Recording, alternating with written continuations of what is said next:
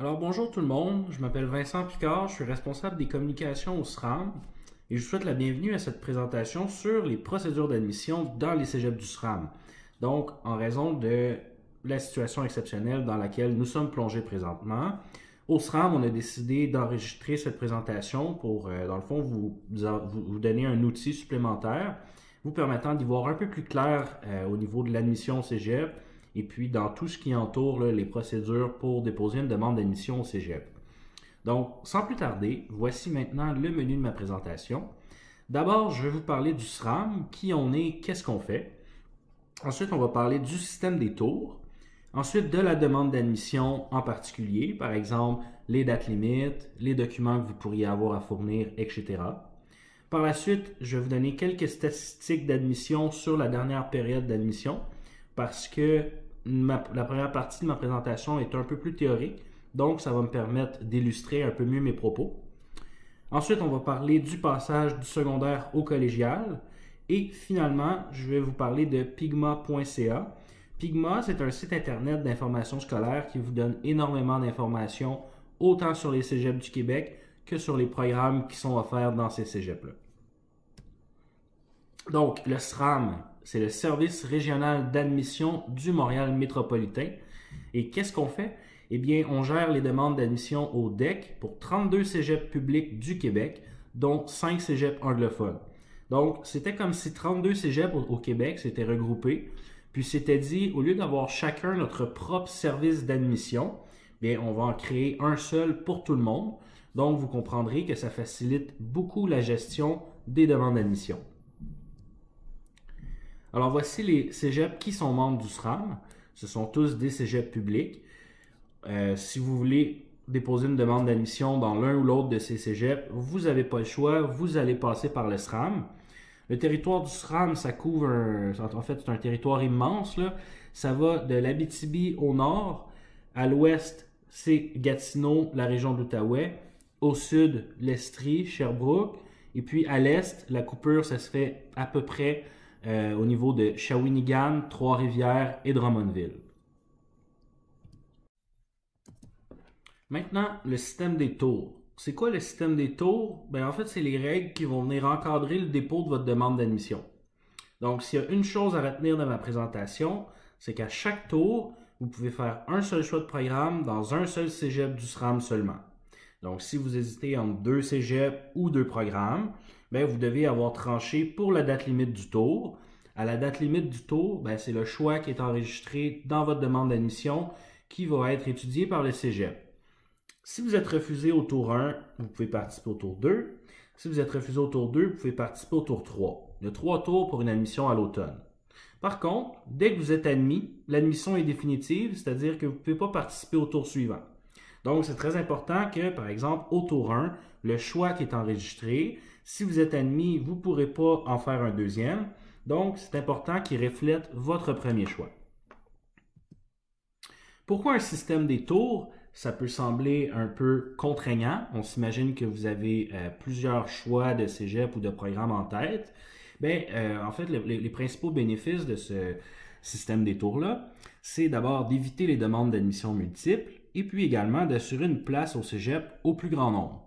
L'exemple que j'aime bien donner pour illustrer ça, c'est imaginer le ou la meilleure étudiante de niveau secondaire au Québec, une personne qui aurait des 100% partout. Si elle faisait une demande d'admission dans 5 cégeps différents, elle serait acceptée dans les 5 établissements. Il y aurait donc 4 places fantômes qui lui seraient réservées inutilement, ce qui empêcherait de donner 4 admissions positives à d'autres candidats ou candidates. Donc, c'est pour ça que le système des tours, encore aujourd'hui, nous démontre qu'il est pertinent. Au deuxième et au troisième tour, vous n'avez pas besoin de faire une nouvelle demande d'admission, vous n'avez pas besoin de payer à nouveau, de fournir à nouveau les documents. Tout ce qu'on vous demande, c'est de modifier votre choix dans votre dossier en ligne. Donc, tout ce que vous aviez donné comme information au SRAM au premier tour, ce n'est pas perdu pour les deuxièmes et les troisièmes tours. Vous avez simplement besoin de modifier votre choix avant la date limite du tour suivant. Pour être admissible au cégep, bien d'abord, vous devez détenir un diplôme d'études secondaires. si vous êtes présentement en 5e secondaire, vous devez démontrer être en voie de réussir votre DES. Aussi, vous devez répondre aux préalables le cas échéant. C'est souvent des préalables de sciences, de chimie, de physique, de mathématiques. Donc, l'important aussi, c'est de savoir si le programme pour lequel on veut être admis a des préalables.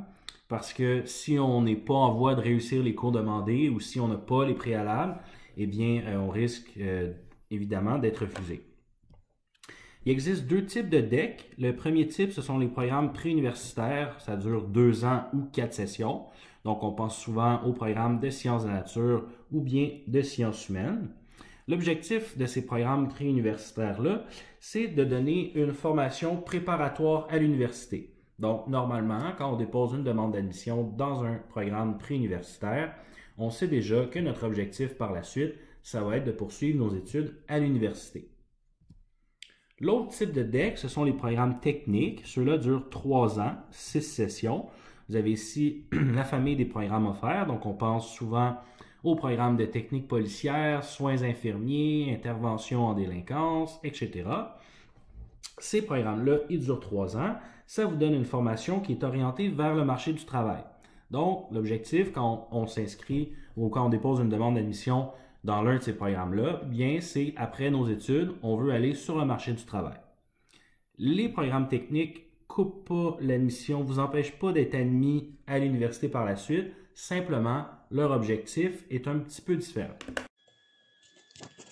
Donc, pour ce qui est de la demande d'admission, tout se fait en ligne sur le site admission.sram.qc.ca.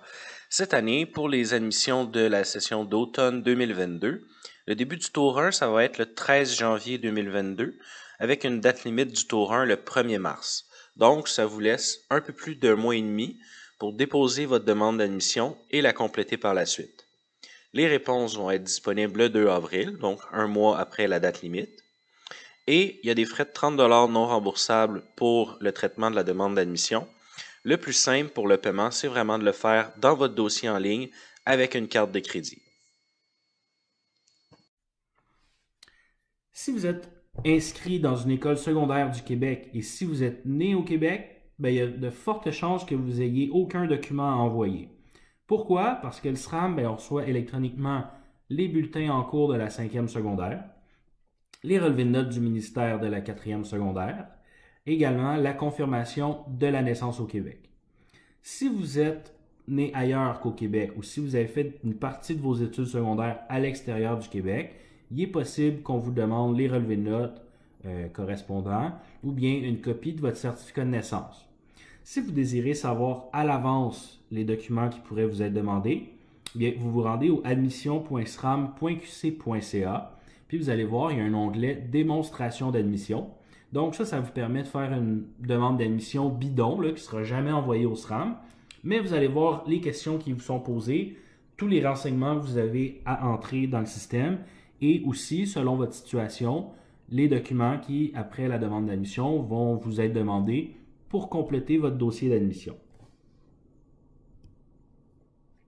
Maintenant, le SRAM. Le 1er mars arrive. C'est la fin du tour 1. Qu'est-ce qu'on fait, le SRAM? Bien, on va regrouper les étudiants par cégep et par programme, c'est-à-dire qu'on fait des listes de classement pour les cégeps en fonction de critères que eux nous ont préalablement donnés. Donc, c'est important de comprendre ici que le SRAM, on décide jamais les verdicts d'admission. C'est vraiment le cégep qui rend les verdicts. Nous, on fait juste être une courroie de transmission entre vous puis le cégep. Maintenant, au niveau de la sélection des candidats, eh bien, le classement est fait selon un calcul assez complexe. Ça prend en compte les différentes variables que vous voyez ici. Je peux vous expliquer un peu les variables qui sont prises en compte, mais pas tout à fait dans quelle proportion ils sont faits, parce que, comme je vous dis, c'est une formule mathématique assez complexe. Donc, le classement est fait à partir de tous les résultats scolaires des 4e et 5e secondaires. Ça prend en compte l'écart à la moyenne de votre groupe, votre rang 5e, votre rang centile. Ça prend également en compte la difficulté des cours, c'est-à-dire qu'il y a un léger boni qui est accordé lorsqu'on fait les cours de mathématiques et de sciences de la séquence la plus difficile. Donc, vous avez un avantage, si on veut, là, à suivre des cours qui sont un petit peu plus difficiles. Ensuite, le nombre total d'unités va rentrer en ligne de compte. et également certaines matières ciblées par le cégep pour le programme visé. C'est-à-dire que si vous faites une demande dans un programme de sciences de la nature, par exemple, eh bien, les cours de sciences vont avoir un poids un peu plus élevé dans votre classement. Les cégeps peuvent également convoquer les candidats ou les candidates à certains tests, à des entrevues ou à des auditions pour certains programmes. Donc, quand on pense à des auditions, on pense tout de suite à des programmes d'art. Pour ce qui est du test, bien, on peut penser au test physique pour l'admission au programme de technique policière. Donc, ce que vous avez à retenir, c'est qu'il y a énormément de variables qui sont prises en compte dans le classement. Simplement, les étudiants et les étudiantes, tout ce qu'ils peuvent contrôler là-dedans, c'est leurs notes. Donc, ça ne donne rien de s'en faire un peu trop, parce que tout ce que vous pouvez contrôler, c'est vos notes. Donc, concentrez-vous à avoir des bonnes notes simplement. Maintenant, pour ce qui est des réponses, bien cette année, ça va être le 2 avril prochain. La réponse est affichée dans votre dossier en ligne. Si vous êtes admis, bien, je vous rappelle que l'admission est définitive, donc vous devrez suivre les directives du cégep pour ensuite faire l'inscription au cours. Si vous êtes refusé au tour 1, bien, vous devez faire un nouveau choix au tour 2. Comment on fait pour faire un choix au tour 2 si on ne sait pas exactement dans quel programme il reste de la place? Hein, certains programmes se remplissent au complet au tour 1. Donc, on met à votre disposition un outil qui est le tableau dynamique des programmes offerts. Celui-là vous permet au tour 2 de savoir dans quel programme et dans quel cégep il reste de la place. Donc, c'est important de le consulter parce que si vous faites une demande au deuxième tour dans un programme qui est fermé, bien, vous allez être automatiquement refusé. Quand vous changez votre choix au deuxième tour, vous devez changer soit le programme, soit le cégep, ou les deux. Parce que si vous faites votre demande pour le même programme et pour le même cégep qui vous a déjà refusé au tour 1, bien, vous allez être refusé une deuxième fois. Je vous rappelle que pour l'admission à la session d'automne, il y a 3 tours pour être admis. Maintenant, en cas de refus, qu'est-ce qu'on fait? D'abord, vous allez lire attentivement la lettre de refus qui va être dans votre dossier en ligne. Ça va vous expliquer les raisons du refus. Donc, la meilleure façon de faire votre choix au deuxième tour, c'est de comprendre les raisons qui ont fait que vous n'avez pas été accepté au premier tour.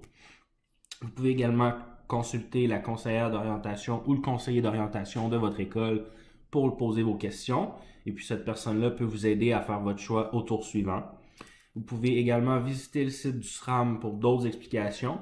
Souvent, il peut y avoir des éléments de réponse là, qui vont vous aider sur notre site Internet. Et également, vous pouvez communiquer avec le cégep au besoin.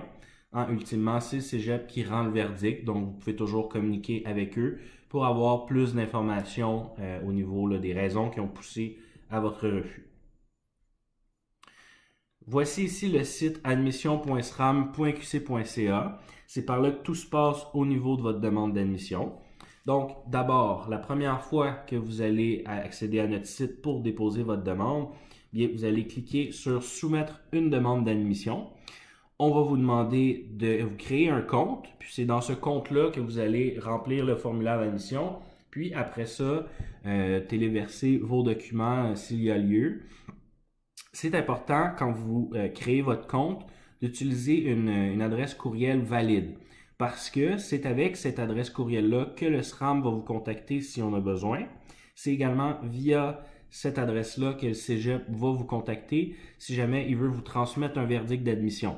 Donc, c'est hyper important que vous receviez ces communications-là. Donc, assurez-vous que votre adresse courriel, quand vous créez votre compte, c'est une adresse courriel valide. Ensuite de ça, vous avez l'onglet « Suivre l'état de ma demande ». Vous allez cliquer là-dessus à chaque fois que vous allez vouloir revenir dans votre dossier en ligne, soit pour finaliser votre demande, soit pour avoir la réponse du cégep, pour verser les documents, ou bien pour modifier votre choix. Ensuite, je vous parlais il y a quelques instants du tableau dynamique des programmes offerts. Bien, pour y avoir accès, vous cliquez sur l'onglet « Places disponibles ». Et puis après ça, vous allez pouvoir consulter les places qui sont disponibles autant par cégep, donc pour tous les programmes d'un cégep X, ou par programme, donc pour tous les cégeps qui offrent un certain programme. Finalement, le dernier onglet, M'informer, bien vous accédez tout de suite au site du SRAM, sram.qc.ca, où est-ce que toutes les informations à vos questions sont là, en fait. Là. Vous allez avoir la majorité des réponses à vos questions sur notre site. notamment avec la foire aux questions. Donc, vous avez le lien juste ici. La foire aux questions, elle est créée expressément en fonction des questions qu'on reçoit le plus souvent. Donc, c'est toujours une bonne idée d'aller faire un tour là, avant de nous écrire ou d'essayer d'avoir des réponses autrement que les informations déjà disponibles pour vous. Et finalement, je vais juste vous pointer ici la demande en mode démonstration. Si vous voulez faire une simulation d'admission, par exemple pour voir les documents qui pourraient vous être demandés par la suite, bien c'est par là que vous y accédez. Donc maintenant, j'ai quelques statistiques d'admission qui vont venir illustrer mon propos. Alors, pour ce qui est des demandes d'admission que nous avons reçues pour la session d'automne 2021, ben, on en a reçu un peu plus de 71 000 cette année. Environ 79% des participants admis l'ont été au premier tour, donc c'est quand même énorme. 4 personnes sur 5 sont admises dès le premier tour. Et ensuite, cette année, on a eu 96% de ceux qui ont fait la démarche complète des 3 tours qui ont été admis. Donc, en d'autres mots, si vous faites la démarche complète des 3 tours, vous allez être admis quelque part à l'un ou l'autre de vos 3 choix. C'est seulement des situations particulières qui vont faire en sorte que vous n'êtes pas admis, là, parce que 96% des gens sont admis, donc personne est laissé en plan avec aucun programme à la fin du processus d'admission. Maintenant, les candidats admis, ben, ils l'ont été en majorité dans des programmes préuniversitaires. Près d'1 sur 2 a déposé sa demande et a été admis dans un programme préuniversitaire. 41% des candidats l'ont été dans des programmes techniques de 3 ans. Et on a un 10% qui ont été admis dans un cheminement particulier. Le cheminement particulier le plus populaire, c'est le tremplin DEC. Donc, qu'est-ce que c'est le tremplin DEC?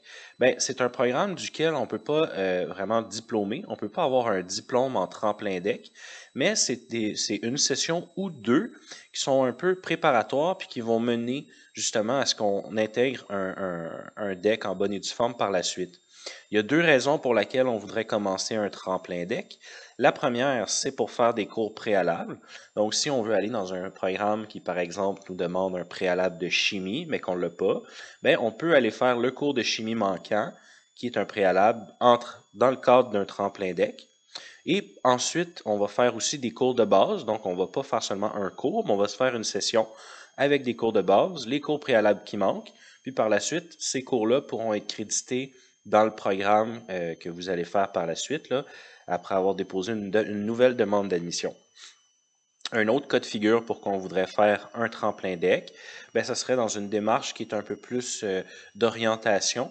Donc, on n'est pas trop sûr de qu'est-ce qu'on veut faire comme programme. Donc, on dépose notre demande là-dedans. Puis, on peut faire des cours d'un petit peu plusieurs domaines différents d'études. Donc, c'est pour se faire une tête, puis par la suite, là, avoir une meilleure idée du programme qu'on veut commencer.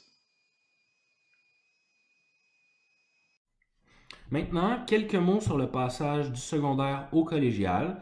C'est une période de transition qui est très importante pour les jeunes et pour leurs parents.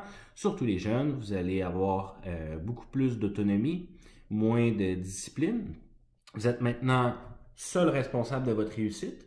Ça peut donner le vertige un peu de penser à ça, qu'on va devoir maintenant être seul maître de sa réussite. Ça amène énormément de responsabilités. Donc, tout ça pour dire que dans les cégeps, il y a énormément de ressources qui sont à votre disposition, puis on vous encourage fortement à les utiliser sans modération.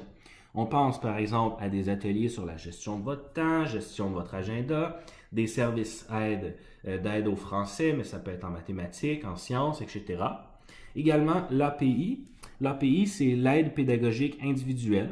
À partir du moment où vous êtes admis dans un programme d'études, il y a un API qui vous est attitré. Cette personne-là va pouvoir vous aider pour tout ce qui est de vos questions au niveau du cheminement au sein du programme.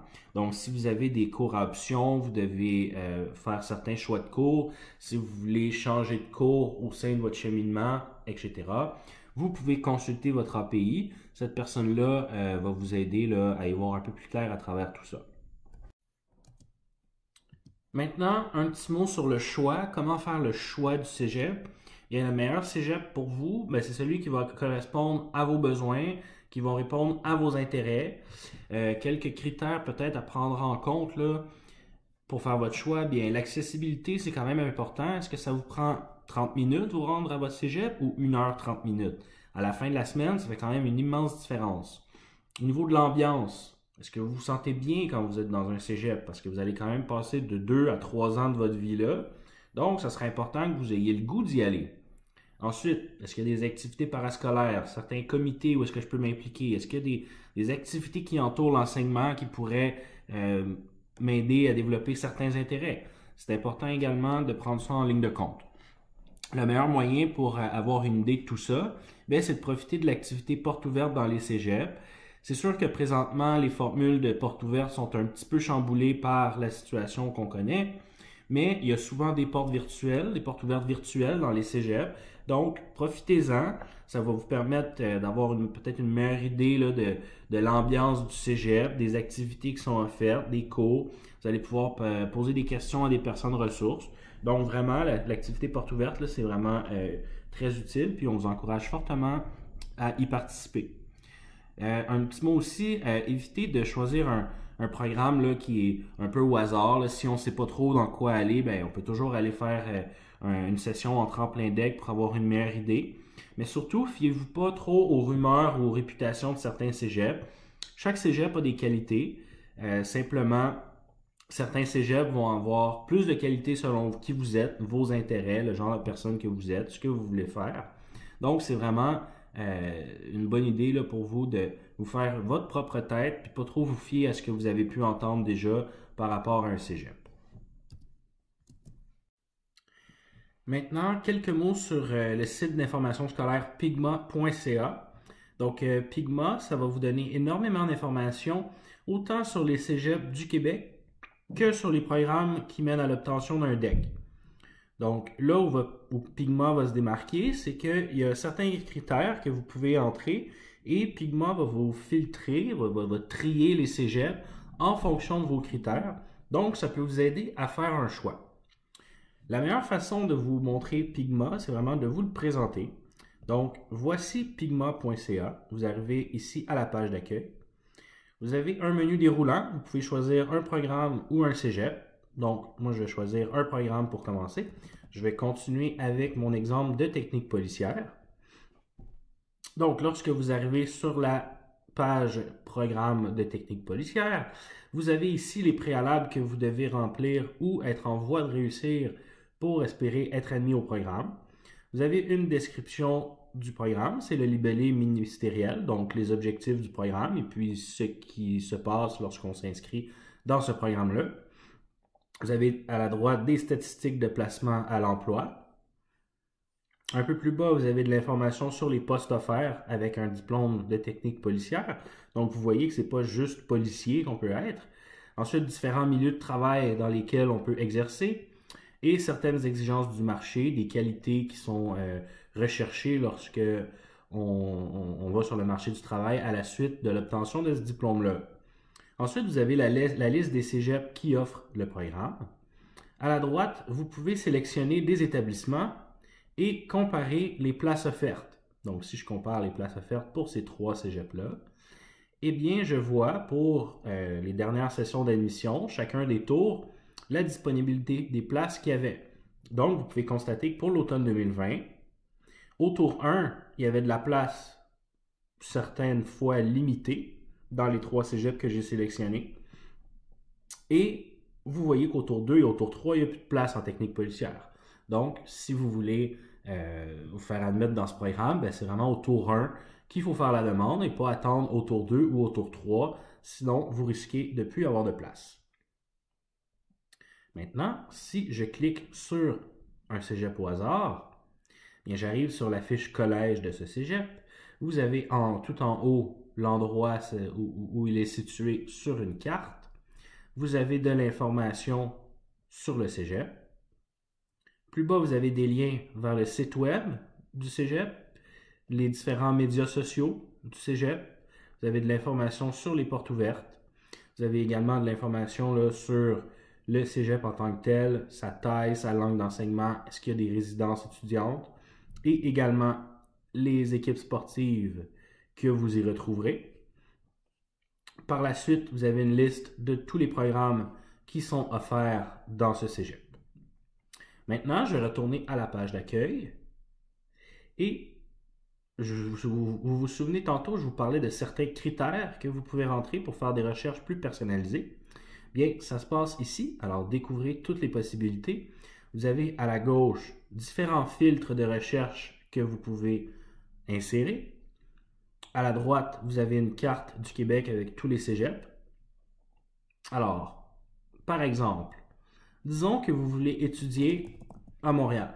Donc, vous sélectionnez Montréal et déjà Pigma fait un premier tri, vous montre tous les cégeps qui sont présents à Montréal. Ensuite, vous savez déjà que le programme que vous voulez débuter, c'est technique policière. On récupère le même programme. Donc maintenant, vous voyez qu'il y a seulement 3 cégeps à Montréal qui offrent le programme de technique policière. Ensuite, on va rajouter un autre filtre.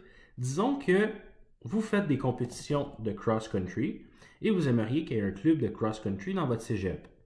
Alors, déjà ici, vous voyez qu'il en reste plus que 2 cégeps qui répondent à tous vos critères. Donc, les recherches par filtre, ce que ça nous permet de constater, c'est que c'est un outil supplémentaire pour faire une recherche selon des critères qui nous sont propres. Et puis, c'est un outil supplémentaire, dans le fond, juste pour faire son choix de cégep. Alors, si je reviens à ma présentation, eh bien, c'est tout pour moi. Je vous remercie de votre attention. J'espère que les informations contenues dans cette présentation vont vous aider à y voir un petit peu plus clair dans tout ce qui entoure les procédures d'admission au cégep. Mon nom est Vincent Picard. Vous pouvez me contacter à l'adresse que vous voyez là si jamais vous avez des questions. Vous pouvez également contacter ma collègue. Ça va nous faire plaisir de vous répondre. Alors, je vous remercie beaucoup. Bonne fin de journée. Au revoir.